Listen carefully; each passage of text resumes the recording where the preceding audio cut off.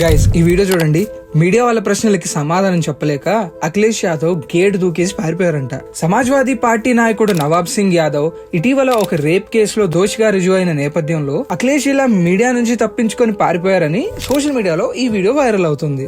అసలు దీని వెనక ఎంత నిజం ఉందో చెక్ చేయడానికి ఇంటర్నెట్ లో కీవర్డ్ సెర్చ్ చేస్తే ఈ వీడియో నిజానికి అక్టోబర్ 2023 నాటిదని, ఇప్పటిది కాదని మాకు అర్థమైంది. స్వాతంత్ర సమర యోధుడు జయప్రకాష్ నారాయణ్ గారికి తన పుట్టినరోజు సందర్భంగా నివాళులు అర్పించడానికి అఖిలేష్ యాదవ్ జయప్రకాష్ నారాయణ్ ఇంటర్నేషనల్ సెంటర్ కి వెళ్తే తనకి లోపలికి వెళ్ళడానికి పర్మిషన్ ఇవ్వలేదంట. ఈ కారణంతోనే తను వీడియోలో చూపిస్తున్నట్లు గోడ దూకి లోపలికి వెళ్లి జయప్రకాష్ నారాయణ్ గారికి పూలమాల వేసి నివాళులు అర్పించారని వార్తా కథనాలు రిపోర్ట్ చేశాయి. కాబట్టి వైరల్ పోస్ట్ లో చేస్తున్న క్లెయిమ్ ఫేక్ న్యూస్ మీకు సోషల్ మీడియాలో ఎక్కడైనా దొరుకుతుంది, కానీ ఫ్యాక్ట్స్ మాత్రం ఫ్యాక్ట్లీ తెలుగులోనే దొరుకుతాయి. మీరు ఫేక్ న్యూస్ బారిన పడకుండా ఉండాలంటే ఇప్పుడే ఫ్యాక్ట్లీ తెలుగుని ఫాలో అవ్వండి.